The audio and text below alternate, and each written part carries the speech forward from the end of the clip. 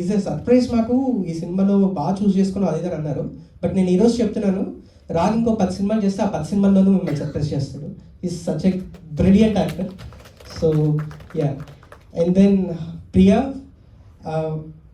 I could only see Sarayu in the role అనమాట. నేను first తన ఆప్షన్స్ చూసినప్పుడు ప్రియా వచ్చినప్పుడు ఎందుకో ఆ అమ్మాయి కొంచెం హెడ్ స్ట్రాంగ్ అమ్మాయేమో అట్లా ఇట్లా అనుకున్నాను.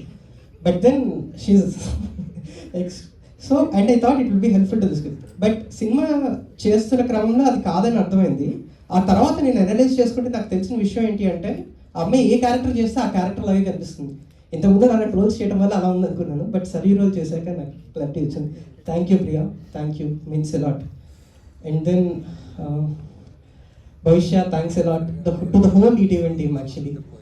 దెన్ నరేష్ గారు, నేను చెప్పాలి, నరేష్ గారు ఈజ్ ఎ డిలైట్. ఆయన ఎంత గ్రేట్ యాక్టర్ అన్నీ మర్చిపోతే is like very positive person అనమాట. సెట్ అంతా పాజిటివిటీ నిండిపోతుంది. నేను ఇంకో 10 సినిమాలు చేస్తే ఆ 10 సినిమాల్లో కూడా నరేష్ గారు ఉండాలని కోరుకుంటాను సార్.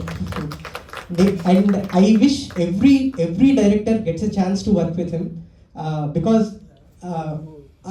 అది ఎక్స్పీరియన్స్ చేయాలి. So it will only happen with Naresh garu. Thank you sir, thanks, means a lot. So yeah, thank you everyone. And finally to the audience, చాలా ఓవర్వెల్మింగ్ రెస్పాన్స్ అండి. చాలా గుర్తుండిపోయే మెసేజెస్, కామెంట్స్, ట్విట్టర్లో పోస్టులు, ఇన్స్టాగ్రామ్, అన్నోన్ కాల్స్, ఎవరెవరో calls చేస్తున్నారు.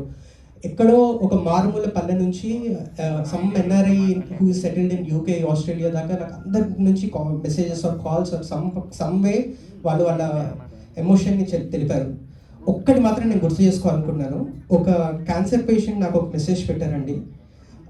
తన last ఫేజ్లో ఈ సినిమా అతనికి సొలెస్ ఇచ్చింది అని చెప్పారు. That means a lot to me. Thank you, thank you, thank you, thank you.